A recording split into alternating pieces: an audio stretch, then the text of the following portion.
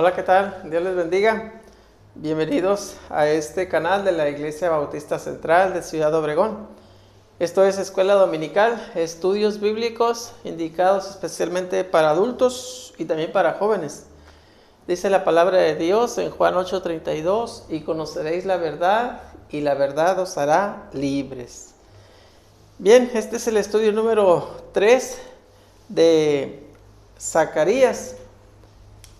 Es el último estudio de este libro, es un libro corto, correspondiente al día domingo 22 de agosto de 2021. El tema es Advenimiento del Rey. Recuerden que cada domingo a las 10 de la mañana les tenemos preparado un nuevo estudio. No se lo pierda, es muy importante que usted conozca de la palabra de Dios.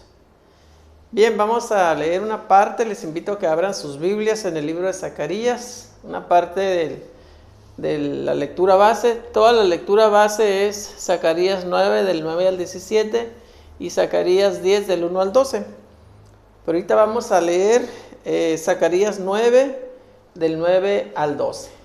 Empezamos.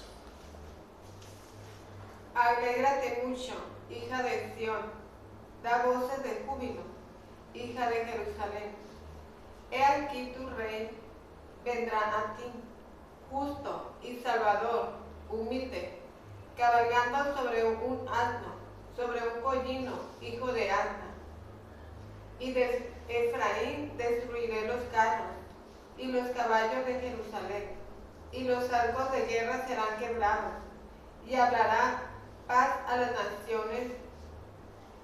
Su señorío será de mar a mar, y desde el río hasta los fines de la tierra. Y tú también, por la sangre de tu pacto, serás salva. Yo he sacado tus presos de la cisterna, en que no hay agua. Volveos a la fortaleza, oh prisioneros de esperanza. Hoy también os anuncio que os restauraré el doble. Amén. Dios bendiga su palabra. Vamos a orar para poner este tiempo en las manos de nuestro Dios. Les invito a estar en actitud de oración. Bendito Dios y Padre Celestial, te damos gracias, mi Dios, por este tiempo que podemos tener. Al exponer tu palabra, te pedimos que tú añadas bendición a ella, que pueda llegar a muchos corazones necesitados y asimismo sirva para la edificación de tu iglesia. Con el perdón de nuestros pecados, en el nombre de tu Hijo amado, nuestro Señor y Salvador Jesucristo, oramos. Amén. Bien, vamos a entrar entonces a la introducción de este estudio. Advenimiento del Rey. Bien, este estudio es a partir del capítulo 9 de Zacarías. Y a partir de este capítulo es un cambio de enfoque radical. El fondo o escenario histórico de estos 6 últimos capítulos del libro de Zacarías es muy difícil precisarlos. Se trata de un escenario claramente apocalíptico y mesiánico. El profeta se refiere en un lenguaje simbólico a acontecimientos relacionados con el Mesías prometido, es decir, con Cristo. El pueblo de Israel, que se halla bajo el poder del imperio medo-persa, eso es el inicio del libro de Zacarías, capítulos del 1 al 8, llegaría a estar en el dominio griego. Esto a partir del capítulo 9 de Zacarías, que vamos a empezar a ver hoy, 9 y 10.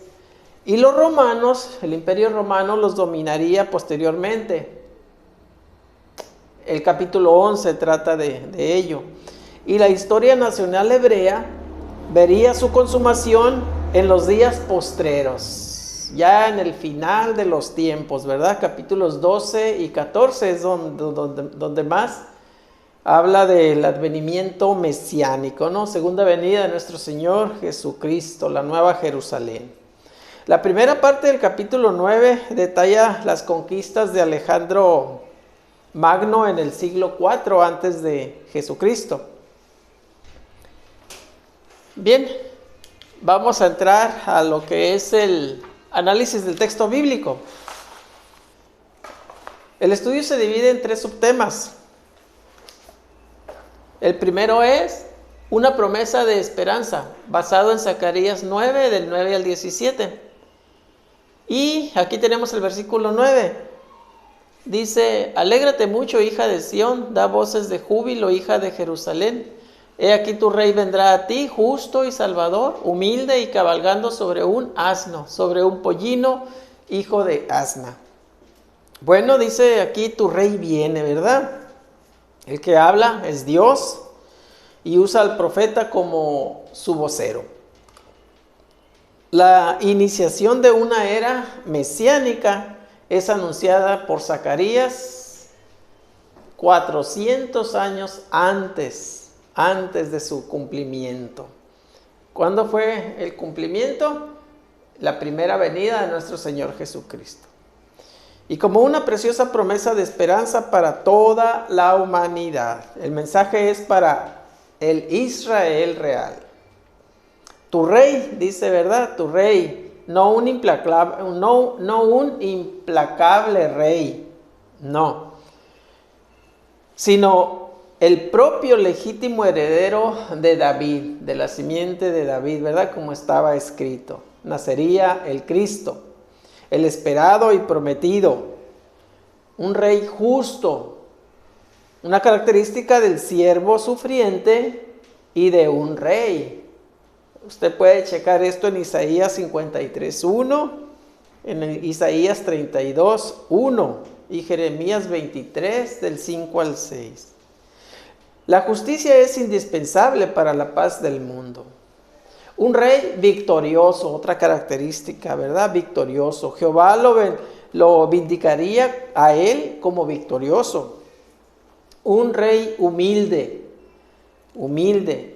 El Mesías de Israel viene en gran humildad, manifestada por venir montado en un asno, en un pollino, dice, ¿verdad? La palabra. No en un caballo. El caballo está indicado o se entiende como un elemento de guerra, pero no, nuestro Mesías vino montado en un asno, así entró, ¿verdad? La entrada triunfal a Jerusalén, que podemos encontrar en la palabra de Dios, en un pollino. Bien,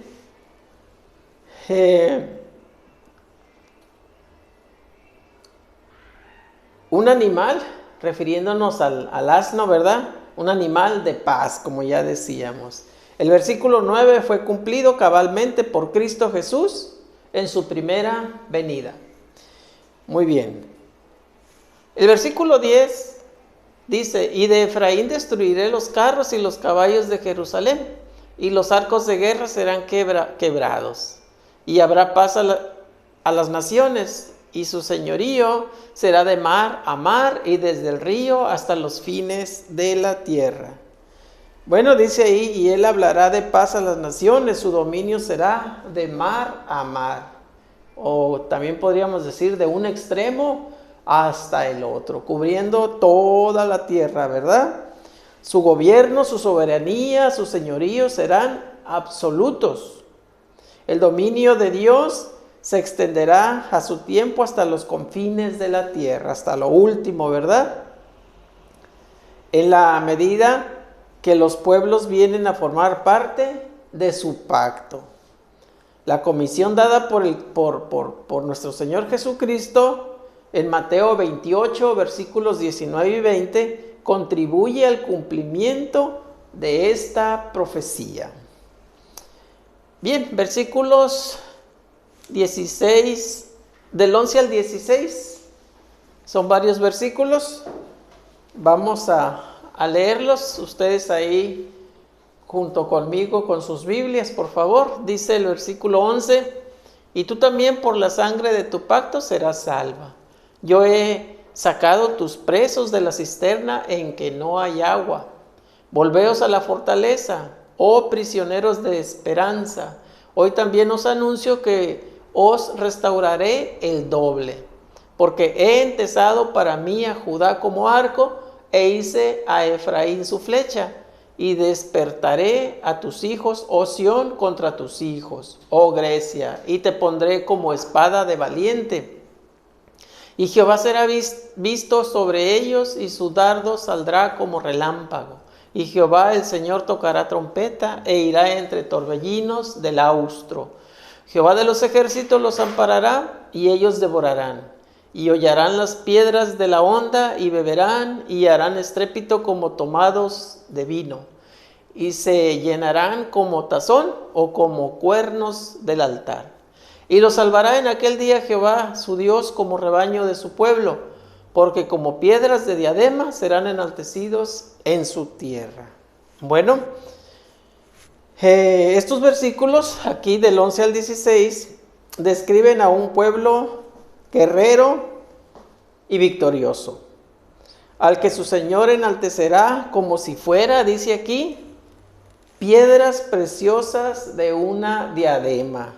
Lo puede ver en el versículo 16, aquí en la parte final, ¿verdad? Piedras preciosas de una diadema. Muy bien. Es una palabra de esperanza para los que aún se hallaban en Babilonia como esclavos, ¿verdad? El Señor promete aquí su intervención personal en el versículo 14. A simple vista parece un cuadro muy negativo. ¿Por qué? Bueno, tal vez porque no estamos acostumbrados a hablar de la justicia de Dios y de las consecuencias del pecado. Las consecuencias del pecado, pues, no nos parecen buenas, ¿verdad? O no son agradables tal vez, pero son las consecuencias del pecado. Lo que hemos de subrayar aquí es el cuidado de Dios por los suyos. Nunca se acabará, ¿verdad? El cuidado de Dios por los suyos. Versículo 17 dice, porque cuánta es su bondad y cuánta su hermosura. El trigo alegrará a los jóvenes y el vino a las doncellas. Cuánta es su bondad, dice ahí, la ilimitada bondad de Dios y su amor infinito se harán manifiestos en la pacífica prosperidad de la época mesiánica. Y esto lo puede ver usted también en Jeremías 31, del 12 al 14. Bien, entramos al segundo subtema, vindicación del pueblo de Dios, basado en Zacarías 10, del 1 al 5. Y aquí tenemos los versículos 1 y 2 que dicen, pedid a Jehová lluvia en la estación tardía, Jehová hará relámpagos y os dará lluvia abundante, y hierba verde en el campo a cada uno, porque los terafines han dado vanos oráculos, y los adivinos han visto mentira, han hablado sueños vanos, y vano es su consuelo, por lo cual el pueblo vaga como ovejas, y sufre porque no tiene pastor. Bueno, pedid a Jehová, dice, ¿verdad? Al inicio ahí en el versículo 1. En Israel la fertilidad de la tierra depende de la lluvia, como en todas partes, ¿verdad? La lluvia, el agua es imprescindible para la vida. Habla de un relámpago aquí, el relámpago anticipa la llegada de la lluvia de la primavera, que ayuda a madurar las cosechas, el alimento, ¿verdad? Esta vendrá, la lluvia, como respuesta a la oración dirigida solo al Dios soberano, al Dios poderoso, al Dios verdadero. No a la oración, a los ídolos, por supuesto que no, ¿verdad? Versículo 3 dice, contra los pastores se ha encendido mi enojo y castigaré a los jefes, pero Jehová de los ejércitos visitará su rebaño, la casa de Judá, y los pondrá como su caballo de honor en la guerra. Bueno, mi ira se ha encendido contra los pastores, dice ahí, esos líderes, ¿verdad? los líderes de la nación a quienes Dios castigó por su irresponsabilidad, ¿verdad? Por haber hecho extraviar a la nación, a las ovejas. Señala el deseo de Dios de cuidar a su pueblo como lo había prometido, ¿verdad? Bien, versículo 4 dice: de él saldrá la piedra angular, de él la clavija, de él el arco de guerra, de él también todo apremiador. Bueno, aquí de él saldrá la piedra angular, empieza diciendo, ¿verdad? Y la expresión de él se repite 4 veces, ahí lo puede observar usted en este versículo. Judá sería la piedra angular de seguridad. Judá proveería, o de Judá saldría el Mesías, ¿verdad? El Mesías prometido. El cuadro utilizado representa al Mesías en su poder, estabilidad y confiabilidad. Puede ver usted Isaías 19:3, Isaías 22:23. Versículo 5. Dice: y serán como valientes que en la batalla huellan al enemigo en el lodo de las calles, y pelearán porque Jehová estará con ellos, y los que cabalgan en caballos serán avergonzados. Bueno, porque Jehová estará con ellos, dice, ¿verdad? Dios será el origen y la razón de las victorias en la era mesiánica. El pueblo de Dios será invencible. ¿Por qué? Porque Dios estará en el frente, ¿verdad? Dios estará peleando por ellos. Entonces el pueblo de Dios será invencible en ese tiempo por venir. Entramos al subtema 3, dice: Dios restaurará a su pueblo. Zacarías 10, del 6 al 12. Y aquí tenemos el versículo 6 que dice: porque yo fortaleceré la casa de Judá y guardaré la casa de José, y los haré volver, porque de ellos tendré piedad, y serán como si no los hubiera desechado, porque yo soy Jehová su Dios, y los oiré. Bueno, en este versículo 6 hay varias promesas, ¿verdad? Una serie de promesas.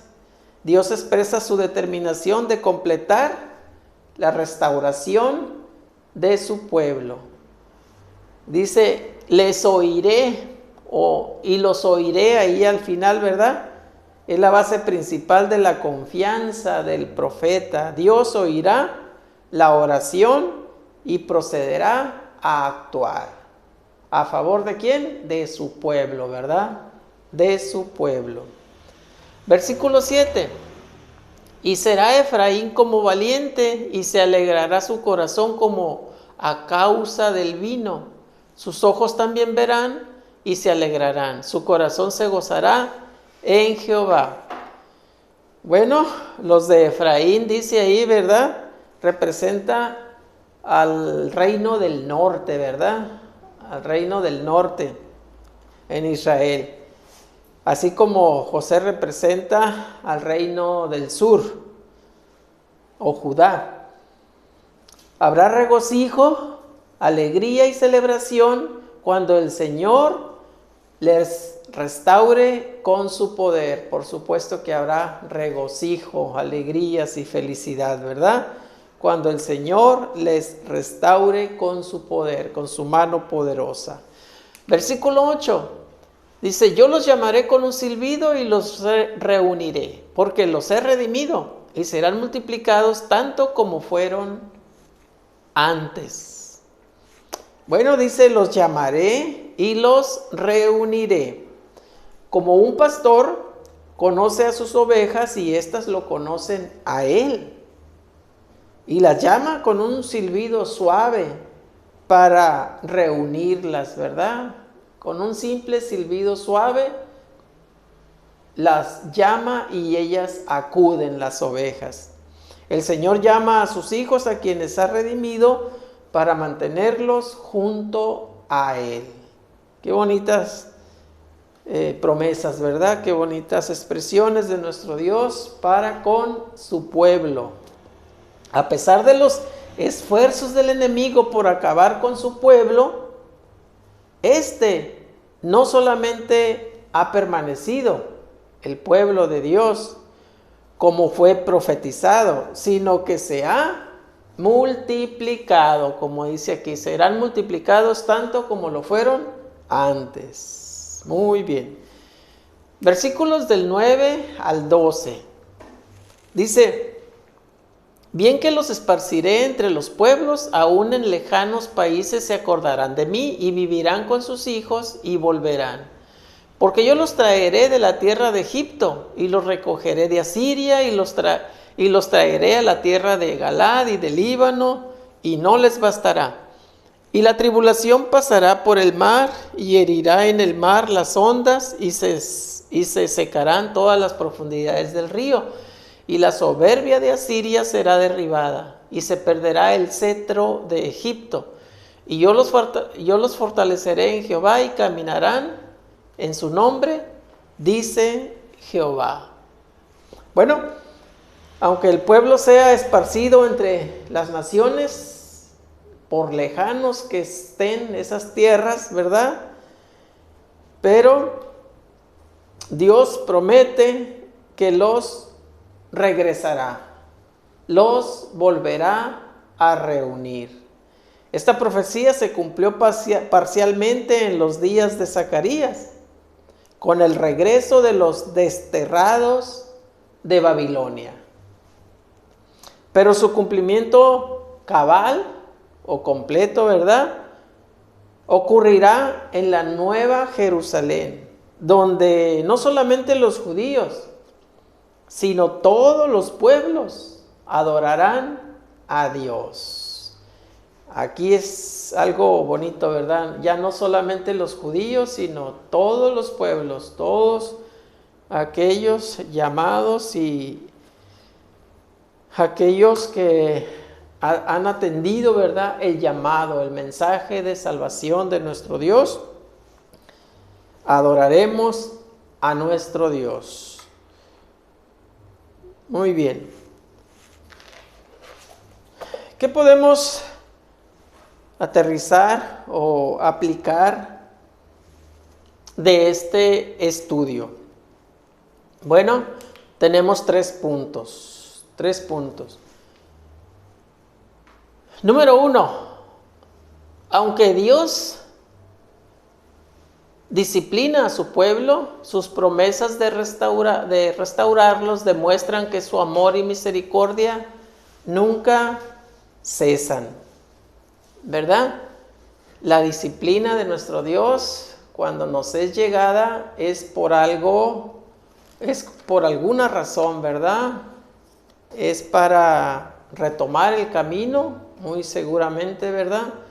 Y por supuesto que la disciplina en su momento tal vez no nos agrada, pero ya después que pasa, ya después que superamos esa prueba, vienen los frutos, ¿verdad?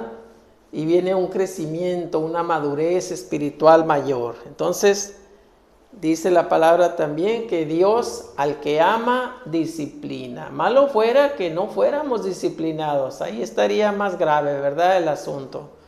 Qué bueno que Dios nos disciplina, porque es para que retomemos el camino. Así es. Punto número 2. La lucha de Israel era realmente con Satanás. Fíjese bien, porque este punto lo podemos relacionar perfectamente también con nosotros. Esa lucha diaria que tenemos, ¿verdad? No es contra sangre y carne, sino contra huestes espirituales de maldad, como dice la palabra de Dios, ¿verdad? Entonces, en este punto número 2, no eran las naciones vecinas con quienes tenía que luchar el pueblo de Dios, fíjese bien, sino con Satanás. Él era y es, ¿verdad?, el enemigo espiritual. Satanás es siempre el principal enemigo de la iglesia de Cristo. Y nos lo dice muy claramente en muchas partes la palabra de Dios, ¿verdad? Siempre anda, dice, como león rugiente buscando a quien devorar, Satanás, ¿verdad? Entonces hay que siempre estar atentos y resistirle, ¿verdad? Como dice la palabra también, resistirle al diablo y huirá de vosotros. Muy bien, estando como, por ejemplo, ¿cómo es que le vamos a resistir? Pues estando en una relación íntima con nuestro Dios, estando en una comunión bien fortalecida con nuestro Dios, ¿verdad? Mediante la oración y mediante la lectura de su palabra y mediante la congregación, ¿verdad? El reunirnos, el estar unidos como iglesia. Muy bien. Punto número 3. La determinación de Dios de redimir y restaurar a aquellos que claman a Él nos anima a confiar y esperar en Él. La determinación de Dios de redimir.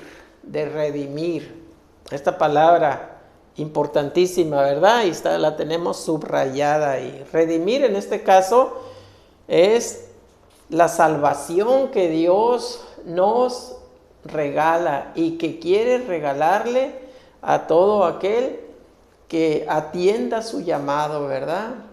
A todo aquel que atienda su llamado. Dice en Primera de Pedro 1, versículos 18 y 19. Dice, sabiendo que fuisteis rescatados.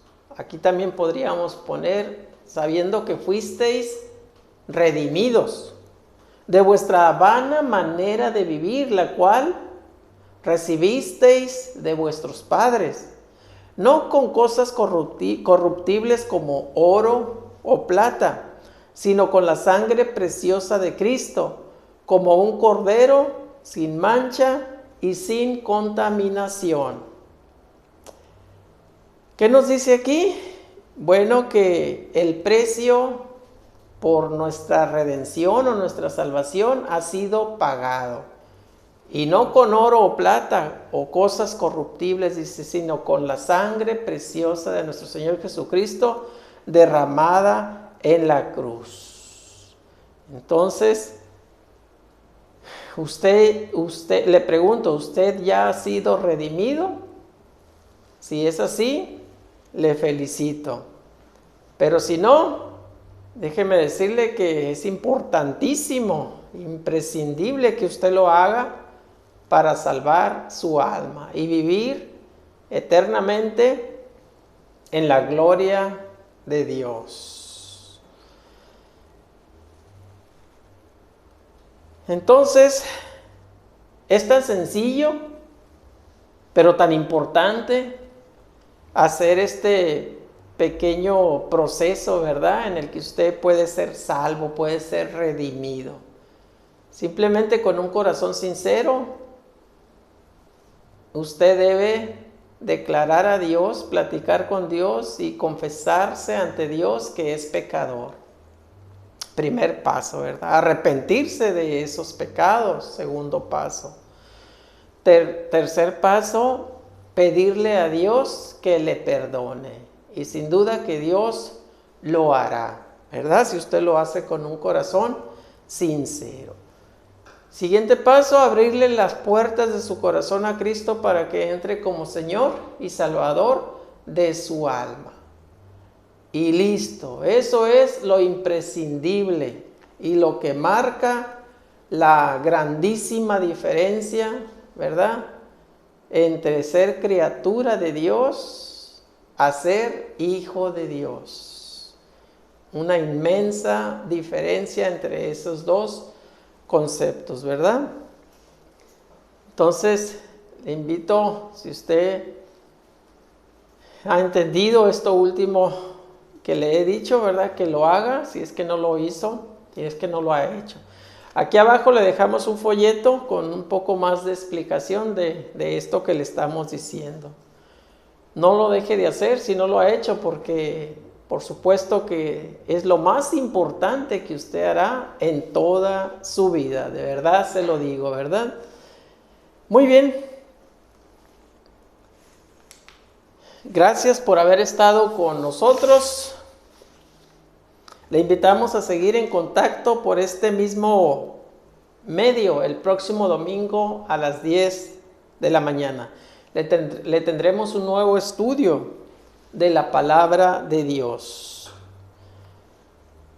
Vamos a orar para así quedar despedidos. Nos ponemos en actitud de oración.